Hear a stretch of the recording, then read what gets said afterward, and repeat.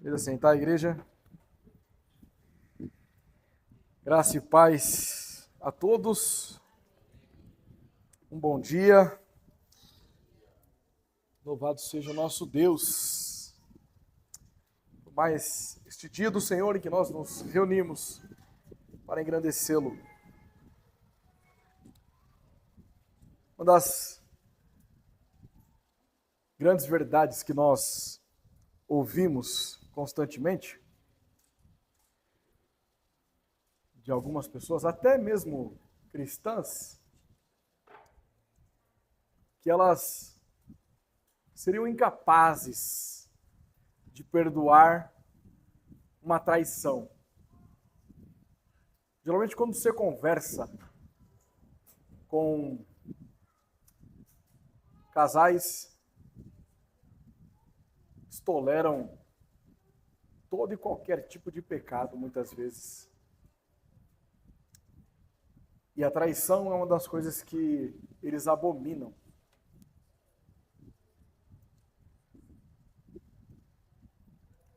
O grande problema disso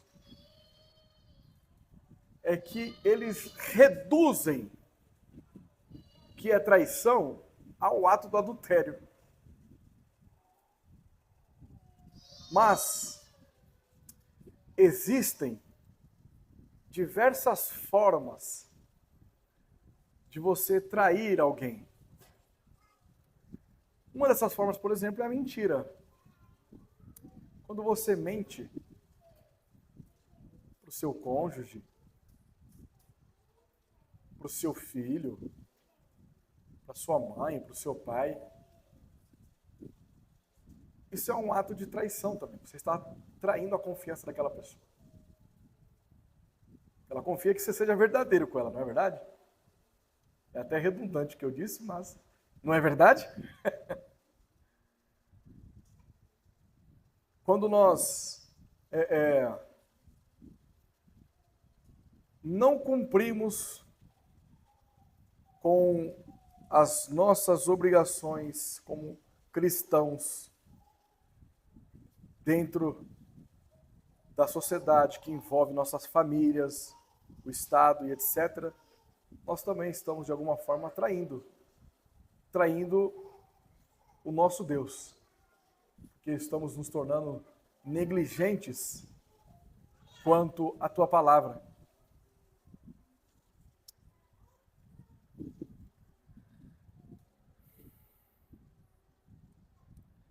O intuito deste sermão é separar os crentes de palha dos crentes reais. O título do nosso sermão nesta manhã, a traição de Judas. Então nós vamos trabalhar e considerar o Evangelho de João, no seu capítulo 18, dos versículos 1 ao 11. Nós vamos perceber dois aspectos: a traição de Judas e a prisão de Jesus. Então, a traição de Judas vai nos ensinar o caráter de Judas. Qual é o perfil do traidor? Como é a vida de um traidor? Então nós vamos considerar os versículos 1 ao 3 para tratar deste primeiro ponto, o caráter de Judas, ou o caráter do traidor. Na segunda parte, nós vamos entender o caráter de Jesus, os versículos 4 a 11. Então, o caráter do traidor e o caráter daquele que foi traído. Então nós vamos percebermos, fazendo uma análise em nós, qual caráter nós transmitimos.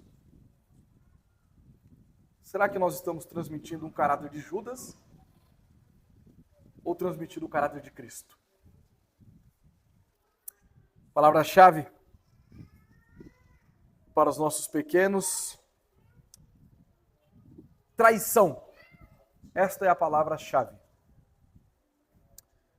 E afirmação teológica: traidores têm por caráter o total desconhecimento do caráter do Rei e sacerdote Jesus Cristo. Poderia colocar aqui também do profeta, Rei e sacerdote Jesus Cristo. Vamos ao texto? João 18, versículos 1 ao 11.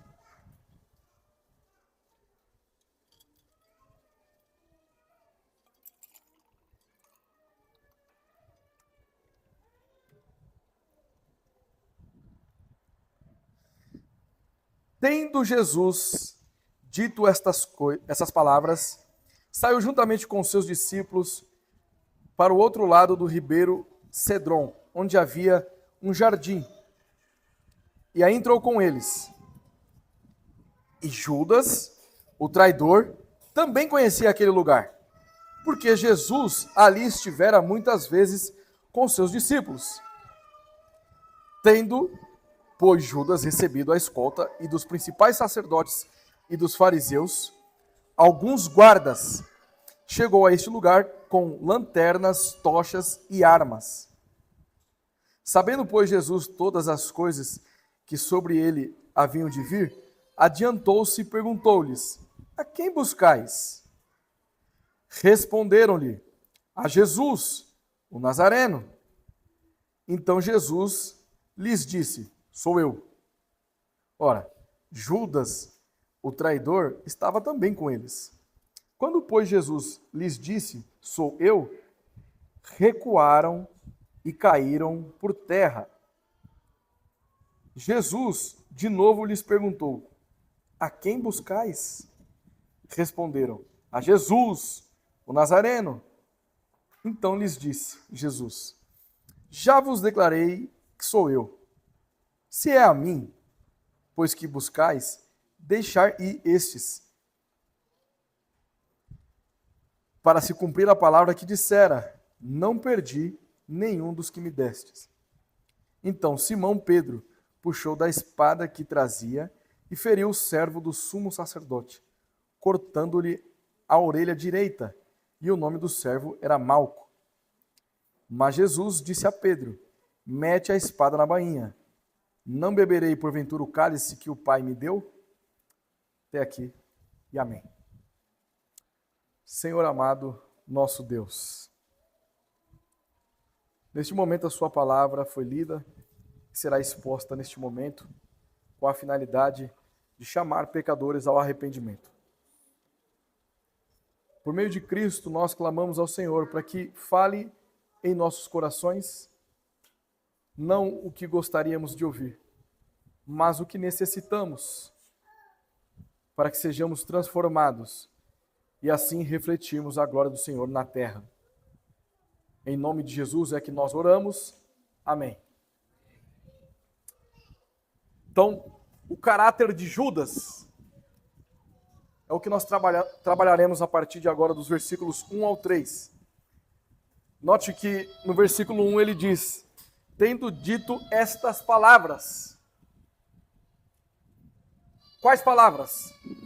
Tudo aquilo que foi mencionado na oração do sumo sacerdote Jesus Cristo, no capítulo 17, onde ele retrata a missão gloriosa e também intercede pelos seus discípulos na unidade da igreja. Diz o texto que ele saiu juntamente com os seus discípulos para o outro lado do ribeiro Cedron, que havia um jardim. E aí entrou com eles.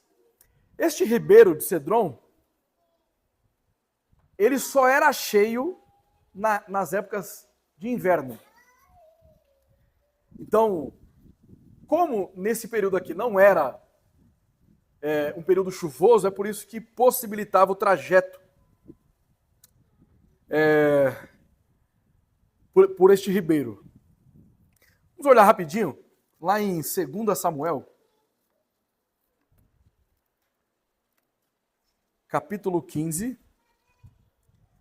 versículo de número 23.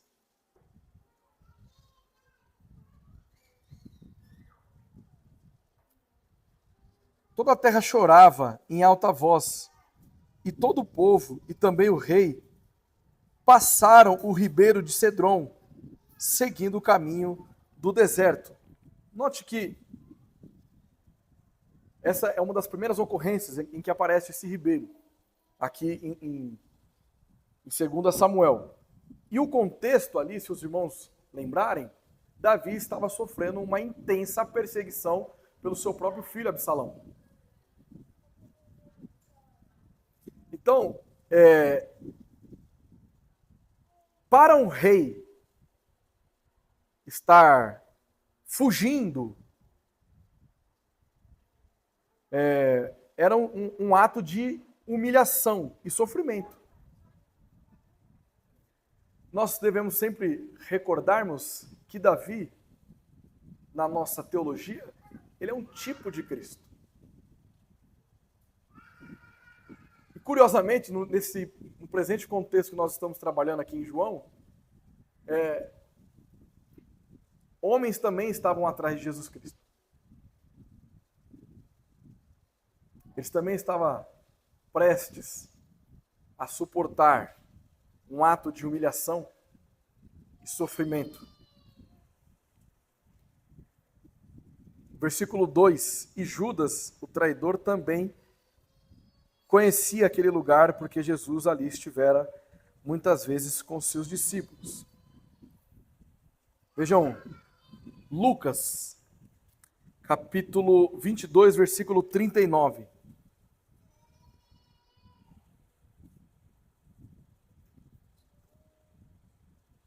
E saindo foi, como de costume, para o Monte das Oliveiras, e os discípulos o acompanharam.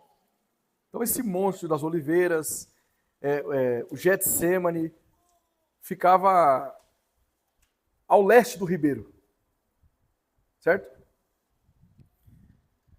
Então quando nós percebemos aqui Monte das Oliveiras ou Getsêmani, estamos falando do mesmo lugar. Então vejam que Lucas retrata que Jesus tinha costume de ir àquele monte. Então, daí nós identificamos a razão pela qual Judas conhecia aquele lugar. Provavelmente, e com bastante certeza, Judas estava com Jesus Cristo muitas vezes neste monte.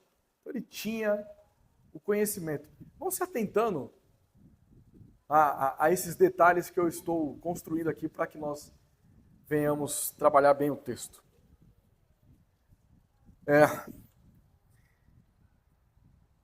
E aí no versículo 3, tendo pois Judas recebido a escolta e dos principais sacerdotes e dos fariseus, alguns guardas chegou a este lugar com lanternas, tochas e armas.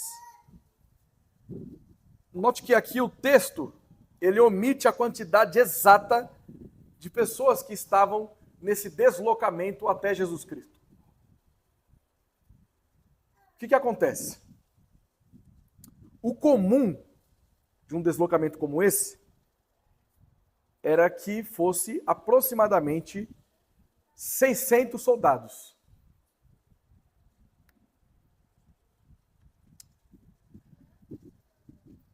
É difícil afirmar que tinha essa totalidade de guardas ali, fora os fariseus e os mestres ali da lei, né? É muito difícil nós dizermos quantas pessoas haviam ali. O que nós sabemos é que era um número expressivo. Levando em consideração que estava Jesus e mais 11 discípulos, totalizando 12 pessoas. Então, a comitiva era maior do que esse número. Certo? Mas seja qual for o número, como eu havia dito, ele é muito bem expressivo, porque para que fossem os soldados, por isso que eu digo para os irmãos, para que nós venhamos prestar atenção em detalhes. Porque não vai somente os fariseus ali e os mestres, mas vão guardas também, oficiais romanos. Para que os oficiais estivessem se deslocando, o que precisaria acontecer? Uma ordem de um superior, como por exemplo, Pôncio Pilatos. Veja Mateus 27, 18.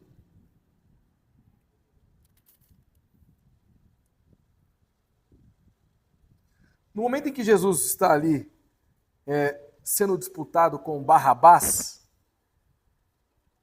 Pôncio Pilatos, ele pergunta, né? Quem queres que eu vos solte?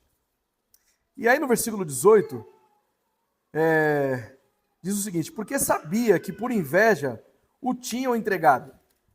Então, desde essa informação de que ele sabia a razão pela qual Jesus Cristo estava ali sendo entregue na mão dos fariseus, era por razões de inveja. Ele tinha conhecimento do que estava acontecendo. Mas por que ele tinha conhecimento? Porque desde agora, que nesse momento em que essa comissão vai até Jesus Cristo, ele já estava ciente do que estava acontecendo.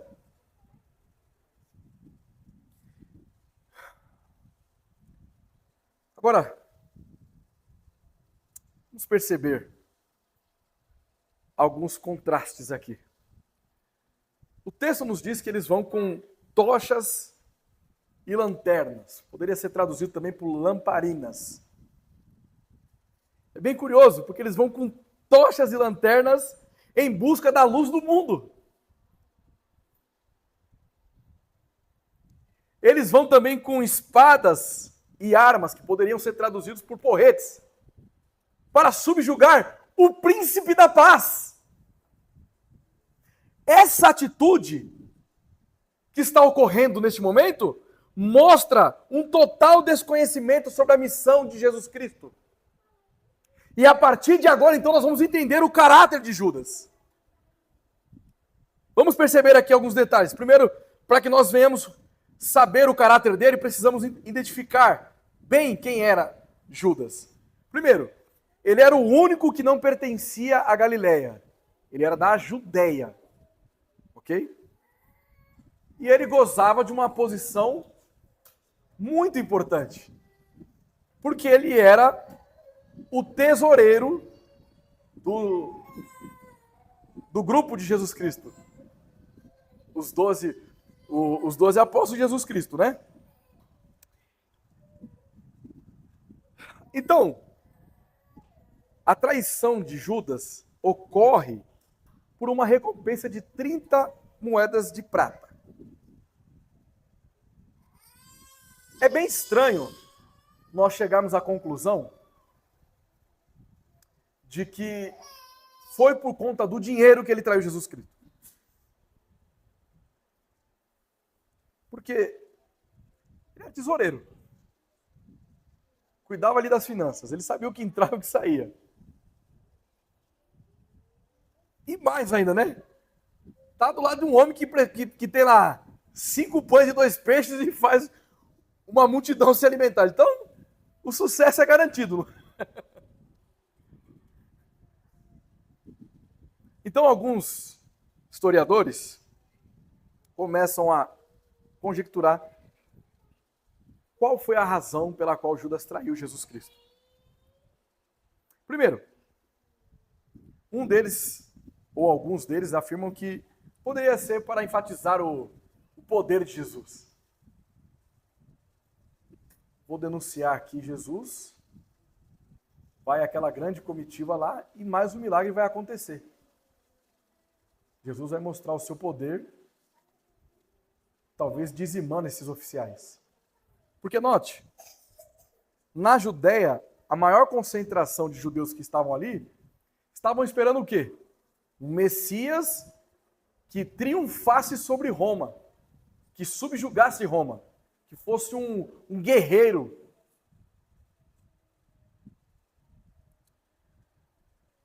Outra possibilidade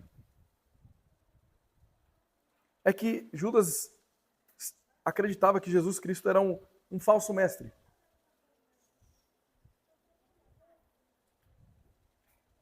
Como é que você Nós estamos esperando um guerreiro, vem você falando que bem-aventurados os mansos? Como assim?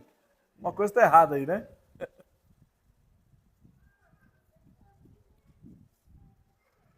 O Império Romano, essa é a terceira possibilidade. O Império Romano, no período ali dos imperadores, inicialmente, ficou conhecido como Pax Romana. No momento que eles gozavam de paz, porque eles eram a principal potência naquela época. Os judeus entendiam que Jesus Cristo era um perturbador da paz. Porque eles estavam acomodados com o Império Romano, sendo subjugados pelo Império Romano, então eles não precisavam de conflitos ali. Só que Jesus Cristo ele começa a fazer muitos sinais e maravilhas ali, muitas pessoas abandonando o judaísmo para seguir Jesus Cristo. Talvez essa seja uma possibilidade mais plausível. Mas, independente de qual foi as motivações que fizeram com que Judas traísse o seu Senhor, nós sabemos que isso estava decretado. O filho da perdição iria se manifestar. Não por uma infusão de pecado de Jesus Cristo sobre Judas, mas pela sua própria responsabilidade. Porque ele estava com Jesus Cristo, mas ele não fazia parte do povo exclusivo de Deus. Judas, então, a partir de agora nós vamos observar o seu caráter. Primeiro, o caráter de Judas. Ele era um falso convertido. Segundo, ele era um mentiroso. E terceiro, ele era impiedoso. Vamos observar esse subponto da falsa conversão. Note que Judas, ele estava com os discípulos, se vestia como os discípulos, falava como os discípulos, e assim como os discípulos, chamava o Senhor de mestre. Tudo isso não significa uma conversão. Um falso convertido é alguém que desconhece a Jesus Cristo.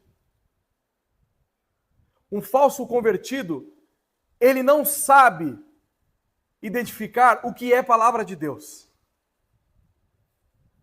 Porque ele está convencido de que ele é um crente, mas não está convertido. Então Judas, o seu caráter era um caráter deturpado da realidade de um cristão. Porque ele acreditava naquilo que ele não era. E fica-nos evidente esse desconhecimento de Jesus Cristo pela forma como ele leva os oficiais romanos, os fariseus e os mestres para ir até Jesus Cristo. Judas provavelmente estava identificando que Jesus era uma ameaça à sociedade. Por isso que vai os oficiais. Por isso que eles vão armados. Porque ele desconhece quem é Jesus Cristo. Ou seja, ele nunca foi um amigo, mas sim um inimigo de Cristo. Logo, no nosso segundo subponto, nós vamos perceber então que a vida de Judas, por ela refletir uma falsa conversão, tinha por base a mentira. Ele era um mentiroso. Nos momentos em que ele dizia Senhor, nos momentos em que ele dizia mestre, ou que ele dizia estar maravilhado com os atos miraculosos de Jesus Cristo, na verdade era da boca para fora. Na verdade, ele não confiava em Jesus Cristo. ele vivia numa prática pecaminosa da mentira. Ele não agia como um discípulo. E quando ele saía para evangelizar pessoas com os discípulos, em grupos de 2, ele não era verdadeiro. Por isso que quando ele está diante da situação em que um perfume é derramado aos pés de Jesus, e com lágrimas, e com o cabelo é enxugado os pés de Cristo, ele age como um falso convertido age. É um desperdício o que você está fazendo.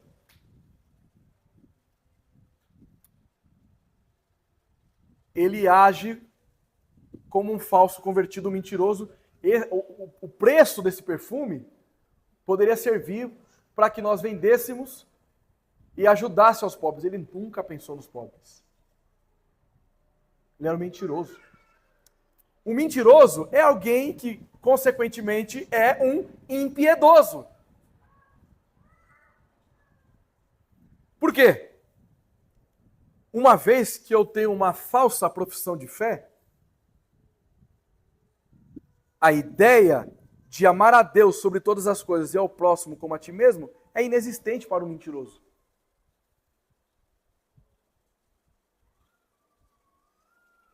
Alguém que está do seu lado, que afirma que te ama, quando essa pessoa vive em uma mentira com você, ela está sendo impiedosa. Ela está sendo um discípulo de Satanás, que é o pai da mentira.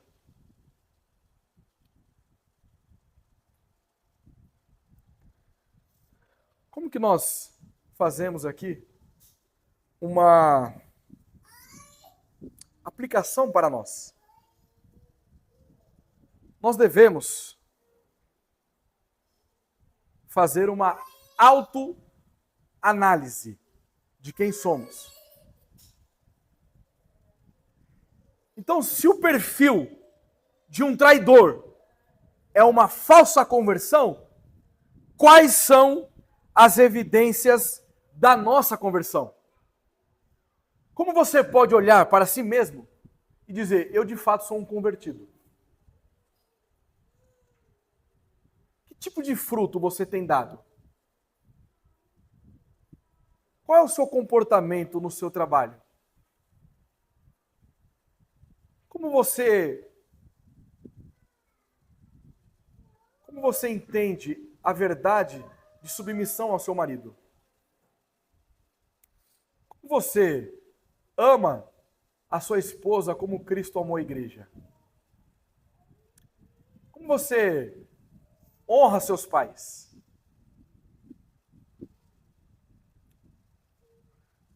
Como você ama as Escrituras? Você demonstra que ama as Escrituras? A sua vida é pautada pela Escritura? Ou simplesmente você tem inventado desculpas para não servir ao Senhor? Agindo de maneira mentirosa. Porque um dos atos de uma pessoa mentirosa é que ela sempre espera alguém fazer por ela o que ela poderia fazer.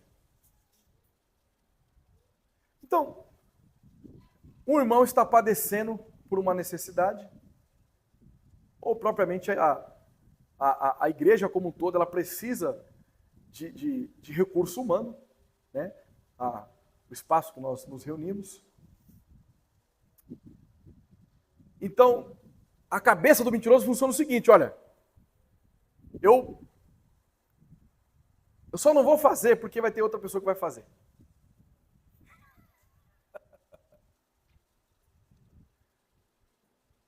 Se não tivesse ninguém, eu faria. Você está mentindo para quem? O que está impedindo você de fazer o que você deveria fazer? Porque nós não estamos fazendo nada em troca com outra pessoa.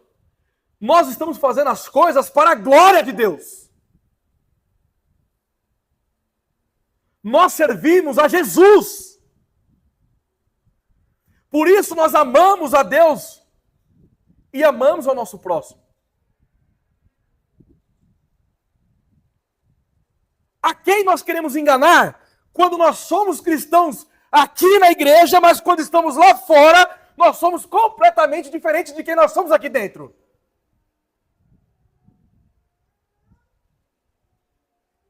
Pessoas que agem assim desconhecem quem Deus é. Assim como Judas não conhecia Jesus. Deus é onisciente. Nós devemos estremecer diante desse atributo de Deus. Ele conhece todas as coisas. Quem dirá um coração ímpio e carnal que age na mentira fingindo que é um crente? Quem nós somos?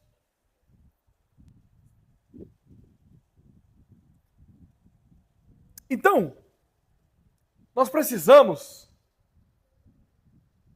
identificar a que Deus estamos servindo.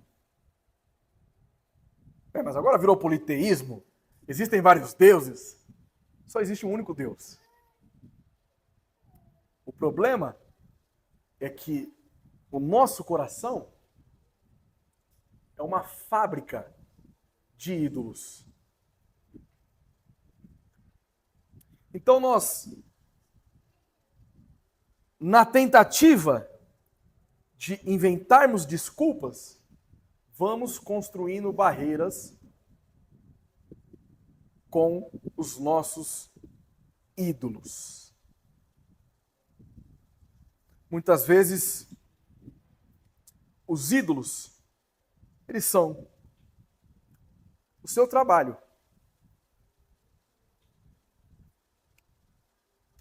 Porque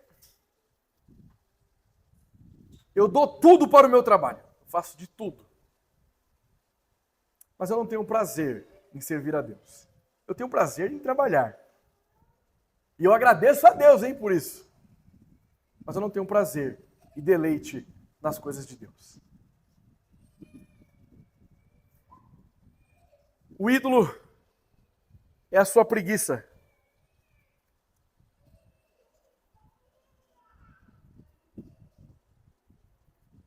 Você tem tempo para muitas coisas, menos para aquilo que está relacionado a Deus. O ídolo é o filho.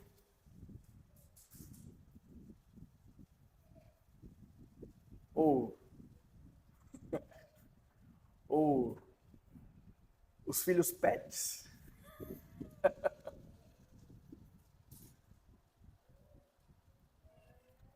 Os ídolos são os nossos bens materiais. Note, utilizei um exemplo ontem à noite. Eu gostaria de reproduzir este exemplo aqui. Se nós passasse uma formiguinha agora aí no chão.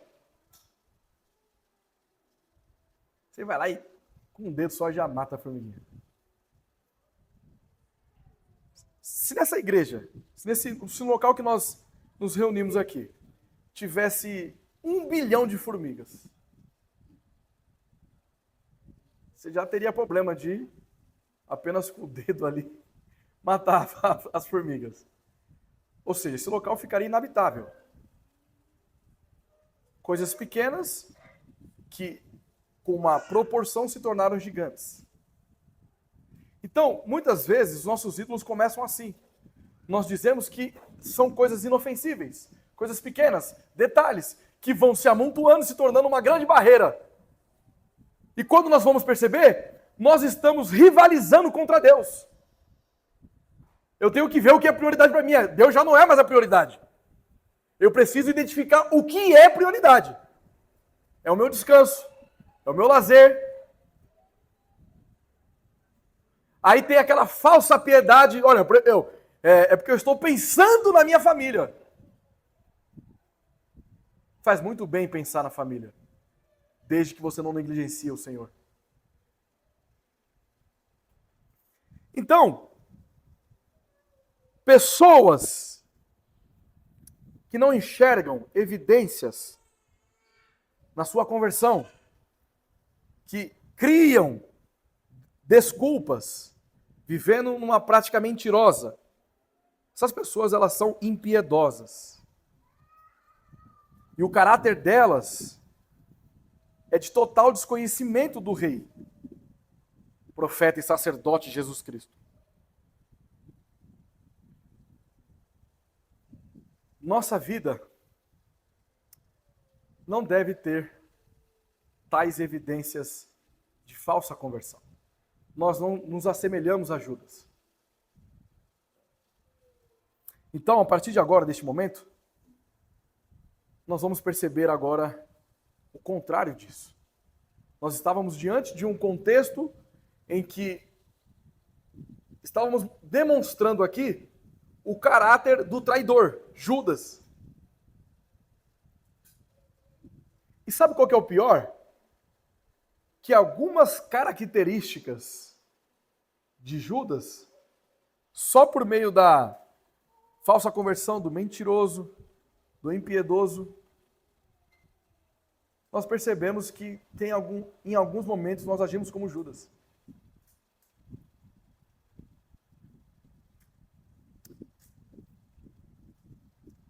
Porque somos movidos, em algumas vezes, pelo egocentrismo, pelo orgulho. Todo mentiroso, ele é egocêntrico, ele é orgulhoso. Ele está pensando em si mesmo, na sua reputação. Como ele não quer que ninguém tenha desconfiança dele, ele age de maneira traiçoeira contra as outras pessoas. Ele é um traidor. Mas agora, a partir dos versículos 4 em diante, nós vamos entender o caráter de Jesus Cristo. O caráter de quem foi traído por Judas. O caráter de Cristo é onisciente. Veja o versículo 4. Sabendo, pois, Jesus todas as coisas que sobre ele haviam de vir, adiantou-se e perguntou-lhes: a quem buscais? Retorne comigo aí no Evangelho de João, capítulo 1. Capítulo 1, versículos 47 e 48. João 1, 47 e 48.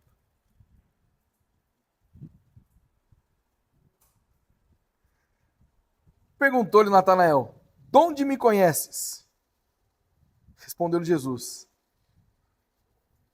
antes... 47 e 48, eu disse, né?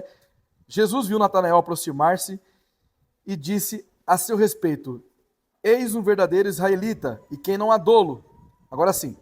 Perguntou-lhe Natanael: de onde me conheces? Respondeu-lhe Jesus: antes de Filipe te chamar, eu te vi quando estava debaixo da figueira.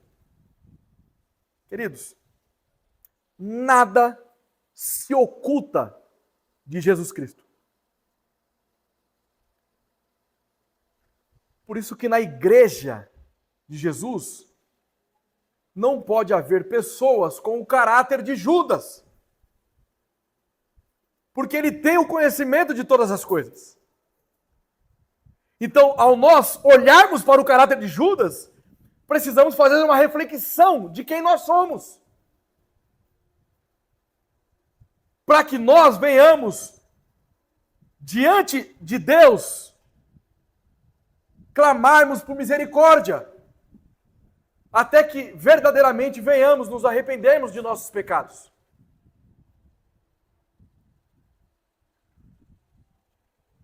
Ele sabia antes mesmo daquelas pessoas chegarem o que estava por vir. E note uma coisa. o texto diz, no versículo 4, que ele adiantou-se e perguntou-lhes: a quem buscais? Antes mesmo que ele fizesse a pergunta, onde é que está Jesus Cristo, ele já se apresenta. Pois não? O que tu queres que eu te faça? Ele não está escondido.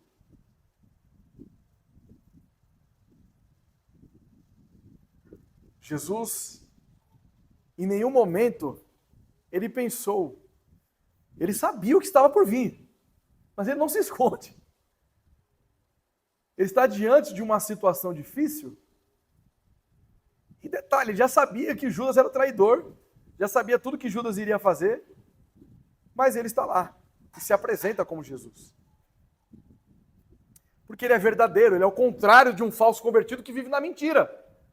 O que isso significa? O fato de Cristo ser verdadeiro significa que os seus discípulos vivem na verdade.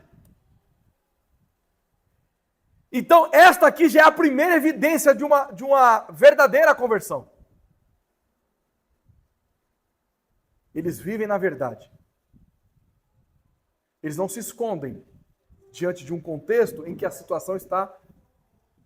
que o bicho está pegando. Na condução, pastor Leonardo, no momento de confissão de pecados, da nossa confissão de fé, foi mencionado aqui o triplo ofício de Cristo. Nós vamos identificar isso agora pontualmente nos próximos versículos.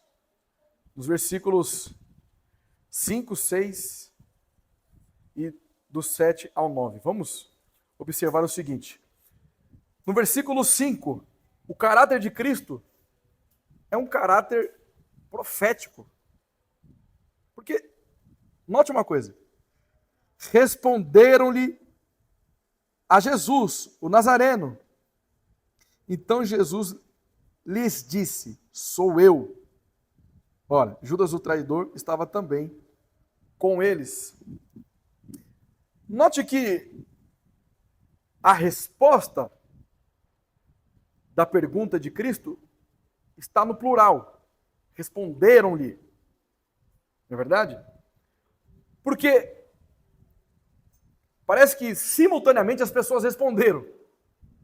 Não foi uma pessoa só, nós estamos procurando Jesus. Não, é como se fosse um coro. Jesus o Nazareno. Então, isso pressupõe que eles não somente foram até Jesus por uma influência de Judas, mas também por uma ordem oficial. Todos eles sabiam exatamente o que estavam fazendo. E aí então, nós observamos, lá em Êxodo agora, capítulo 3, versículo 14.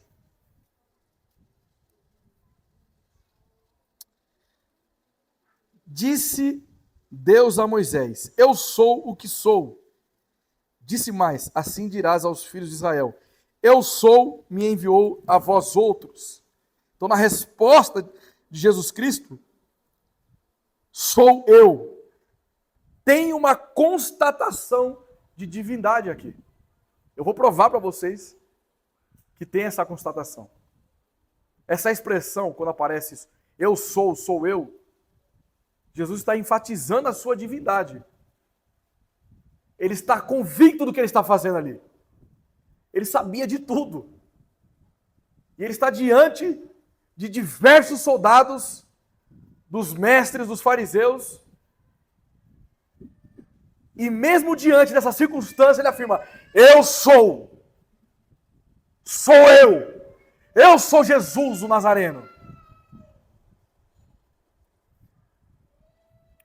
Interessante que nos sinóticos, os livros que compactuam igualmente as descrições do Novo Testamento, o João, ele omite o beijo de Judas. Porque Judas vai lá e traz Jesus Cristo dando um beijo. Mas por que será que ele omitiu essa informação? Então, percebam que existe bastante particularidade em cada escritor da Bíblia. Talvez João, ao se lembrar do que estava acontecendo com Jesus, ele ficou estarrecido. Talvez ele não conseguia mencionar o gesto de Judas. Talvez ele estava muito triste ao lembrar disso aqui, que como que alguém conseguiu ter uma atitude tão baixa? Beijar o mestre, traindo ele. Então ele prefere prefere omitir o beijo. Então, por que aqui tem um caráter profético? Porque é algo que estava na antiga aliança apontando para a realidade em Cristo Jesus.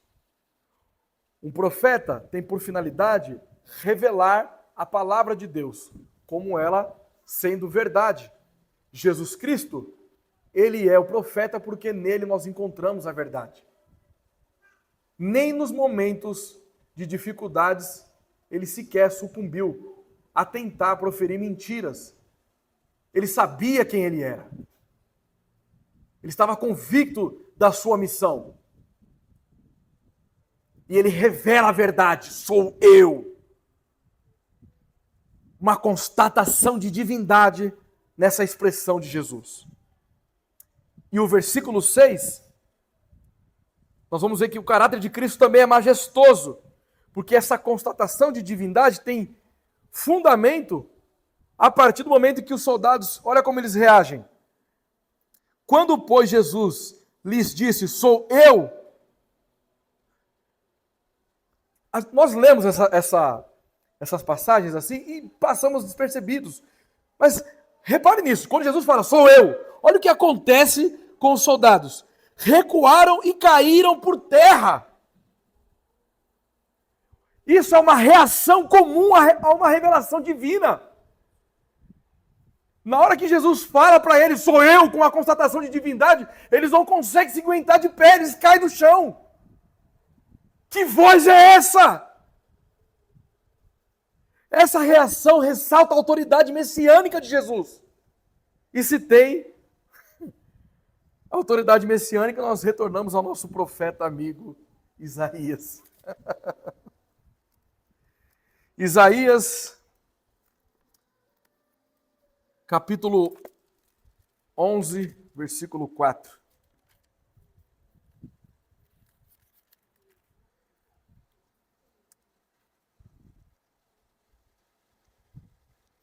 Mas julgará com justiça os pobres e decidirá com equidade a favor dos mansos da terra. Ferirá a terra com a vara de sua boca e com o sopro dos seus lábios matará o perverso. Note aqui então, qual é a característica do Messias apontado por Isaías? Que o que sai da boca do Messias é poderoso, tem autoridade. Então, no momento em que ele afirma quem ele é, os oficiais caem por terra. Estão reagindo a uma expressão divina. Jesus Cristo é rei. Todo joelho se dobrará diante dele. Não há oficial romano que supera a voz majestosa de Cristo. Ele é rei. E o fato de ele se adiantar,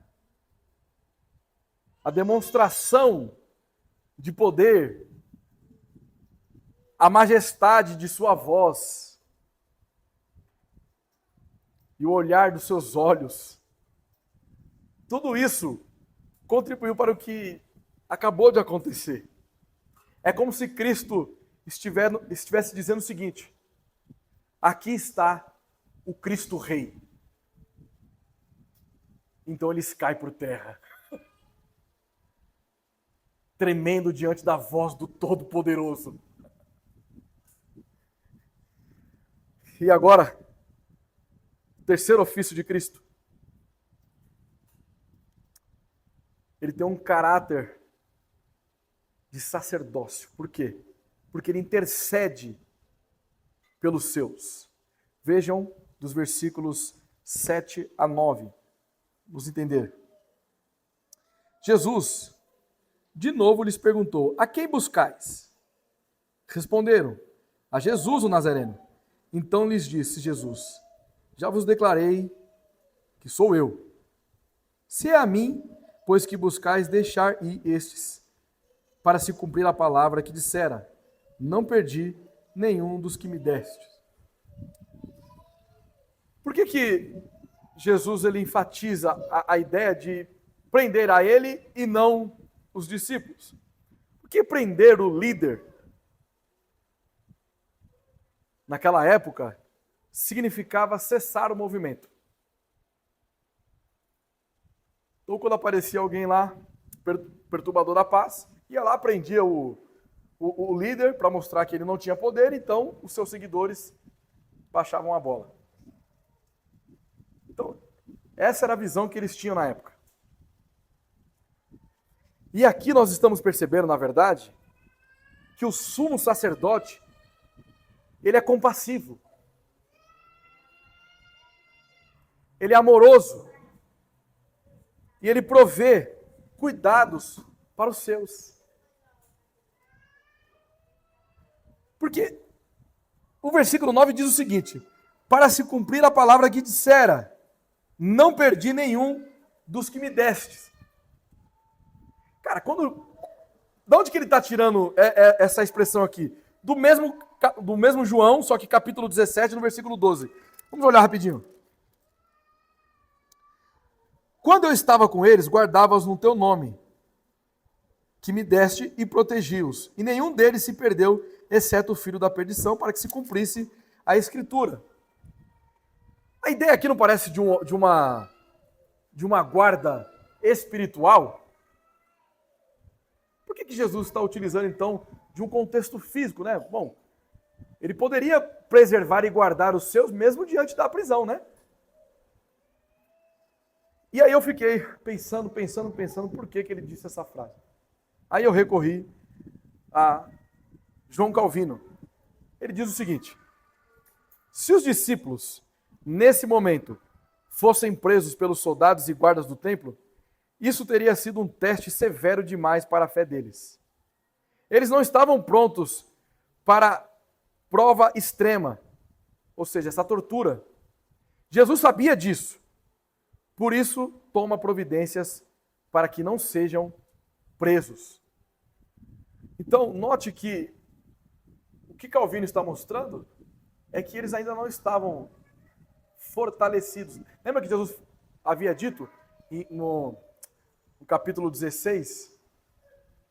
Olha, vocês ainda não estão prontos para ouvir outras coisas que eu ainda tenho a dizer a vocês. Quando é que eles iriam estar genuinamente prontos? No momento da descida do Espírito Santo, lá em Atos 2. Nós vamos perceber isso com as atitudes de Pedro. Pedro vai ter um protagonismo agora interessante para que nós entendamos o que é uma pessoa que ainda não estava pronta depois de uma pessoa pronta.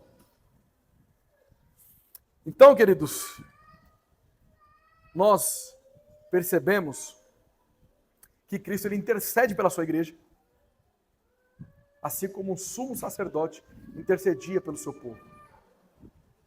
Isso nos dá a certeza e a segurança da salvação, que é Ele que vai nos preservar, vai nos guardar. O caráter de Cristo é imutável.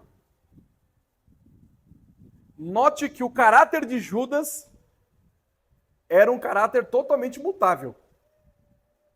Porque, ora, ele afirmou que era seguidor de Jesus, mas agora ele está traindo Jesus Cristo.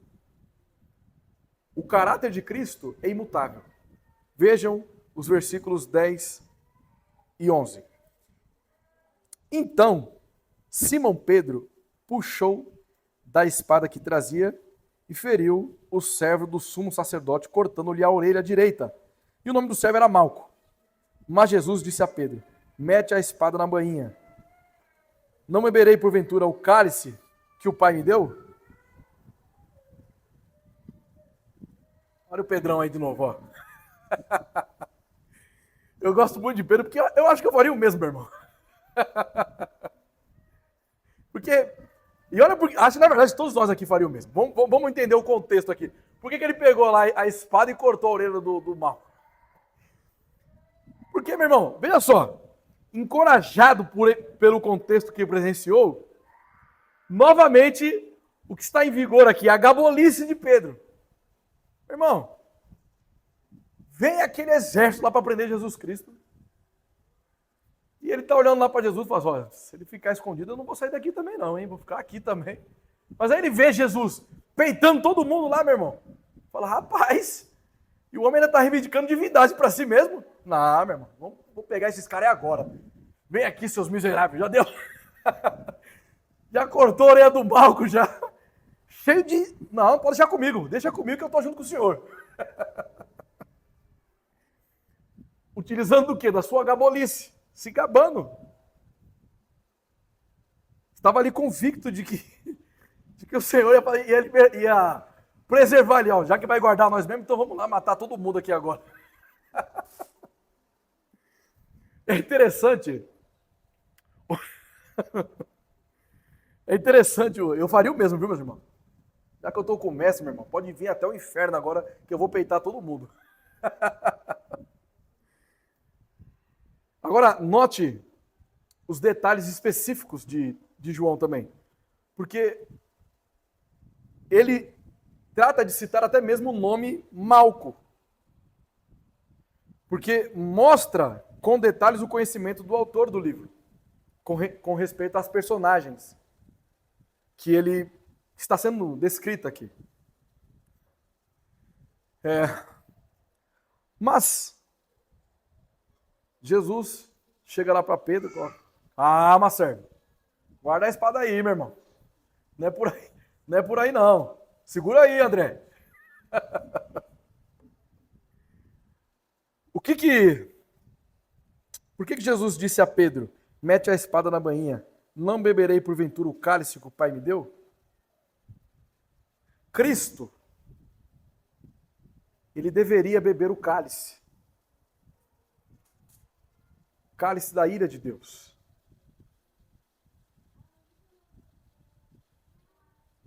Quando ele fala: Pai, se possível, passa de mim esse cálice, em nenhum momento ele pensou em desistir, como alguns hereges querem mencionar. Mas aqui nós estamos vendo o que era esse cálice, a ira de Deus. A ira de Deus, ela estava destinada com toda a sua onipotência diante dos pecadores, de modo que assim como o que aconteceu na cruz teve efeito retroativo, presente e futuro, a ira de Deus ia consumir a todos. Estava destinada a todos nós. Mas, em João 10, nós percebemos que o bom pastor, ele dá vida pelas suas ovelhas. Então, Cristo é como se ele estivesse aqui, com os braços abertos e toda a humanidade atrás dele. E toda a ira de Deus fulminando Jesus Cristo na cruz. É ele olhando para você com um olhar de misericórdia, cheio de graça, perdoando os seus pecados imediatos e aqueles que você estaria disposto a cometer. Cristo bebeu todo o cálice da ira de Deus em favor do seu povo.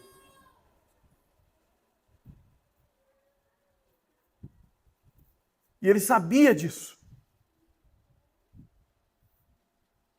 Não beberei porventura o cálice que o Pai me deu. Note, ele fala do presente que o Pai me deu. É certo o que vai acontecer. Eu não estou tratando aqui, Pedro, de uma possibilidade. Eu vou beber o cálice da ira de Deus em favor da igreja. Eu vou libertar o meu povo da escravidão do pecado. E assim como Israel foi libertado da escravidão do Egito para uma aliança com Deus, nós fomos libertados do pecado para uma aliança com Jesus Cristo, uma aliança de redenção, pela qual nós somos salvos e agora vivemos nele, por amor a Ele. Ele bebeu o cálice. E mais, o reino de Cristo não é deste mundo. Ele diria essa expressão a Pôncio Pilatos. Eu fico maravilhado quando eu leio essas passagens, porque ele chega diante do governador. Você não tem autoridade nenhuma sobre mim, meu amigo.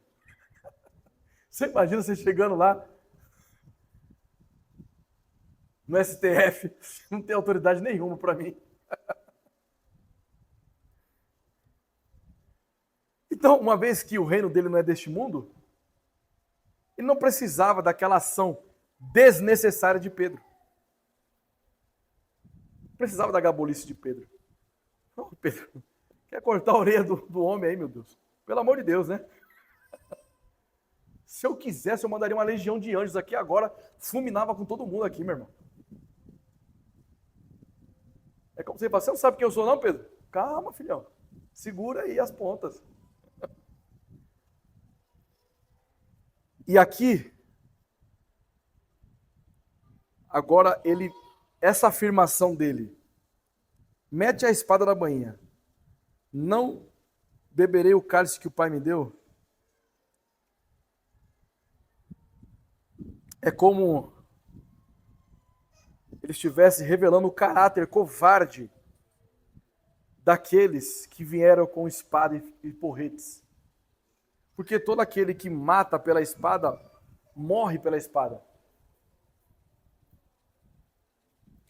Eles podem nos matar fisicamente, mas todos aqueles que estão em mim, Pedro, ainda que estejam mortos, viverás.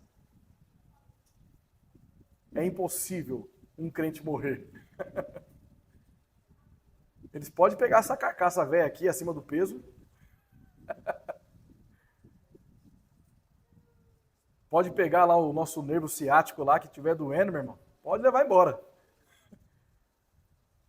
Mas o corpo glorificado, que somente Deus pode nos conceder, esse ninguém tira.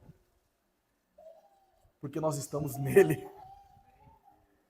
A entrega de Cristo, então, o fato de ele não se omitir diante da perseguição ali, não estava simbolizando uma derrota, mas a vitória do rei.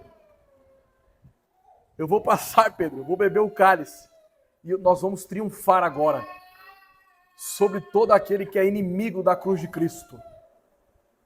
O reino de Cristo, ele vai triunfar, ele vai avançar, ele vai alcançar os seus objetivos, chamando os seus ao arrependimento por meio da fé nele. Considerações finais. Vamos olhar Filipenses, capítulo 2.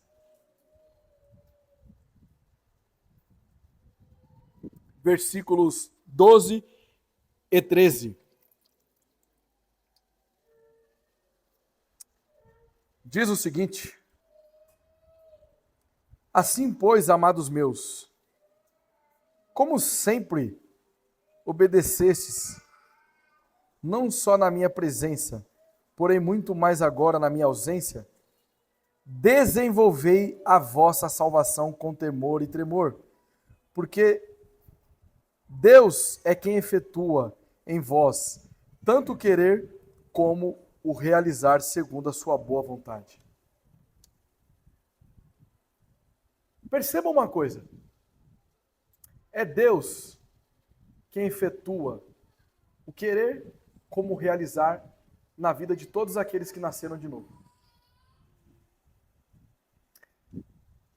De modo que isso é um dos benefícios de todos aqueles que foram alcançados pela morte expiatória de Cristo. Nós não somos escravos do pecado. Somos corrompidos, sim, mas não mais escravizados como outrora éramos. Porque agora nós pertencemos ao povo da aliança.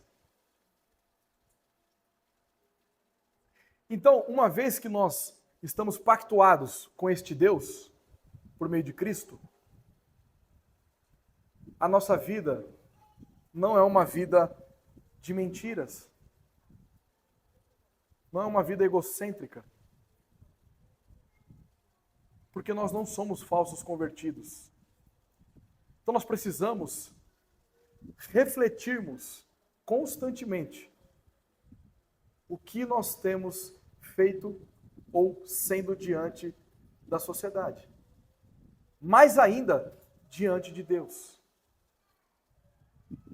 Porque o desenvolvimento da salvação, que o apóstolo Paulo menciona aqui, é nós abraçarmos essas verdades cruciais que estão contidas em toda a Escritura, para que por meio da Escritura nós sejamos fortalecidos e renovados. Todos os dias é uma oportunidade de você fazer uma autoanálise de quem você é. O que está sendo evidenciado em nossas vidas? É um caráter do Judas miserável caído ou o caráter transformado de Cristo? Daqueles que vivem pela verdade, daqueles que estremecem diante do conhecimento de Deus, daqueles que o Pai intercede por nós, o Filho intercede por nós diante do Pai, daqueles que estão sendo governados soberanamente por este Rei vitorioso que jamais perdeu uma batalha. Um caráter daqueles que foram transformados por aquele que é imutável. A imutabilidade de Deus nos revela um amor não corrompido. Talvez nesta manhã alguma coisa tenha perturbado o seu emocional, a sua mente. Porque você entende que após uma exposição como essa, talvez você refletiu em algum momento da sua semana o caráter de Judas. E você está envergonhado neste momento. Mas a imutabilidade de Deus nos revela que esse amor não é um amor corrompido. Isso significa dizer que no momento da sua fraqueza, Ele te amou. No momento em que você está sendo restaurado, Ele te ama.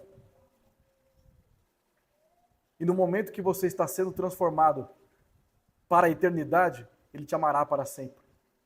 O amor de Deus é incorruptível. E nós somos agraciados por este amor. Então, que nós venhamos refletirmos sobre esta verdade, que os traidores têm por caráter o total desconhecimento do caráter do Rei, Profeta e Sacerdote Jesus Cristo. Mas todos aqueles que detêm o conhecimento é porque os seus olhos foram abertos por uma obra vicária, substitutiva, por amor de você. Deus nos abençoe. Que assim nós sejamos transformados para a glória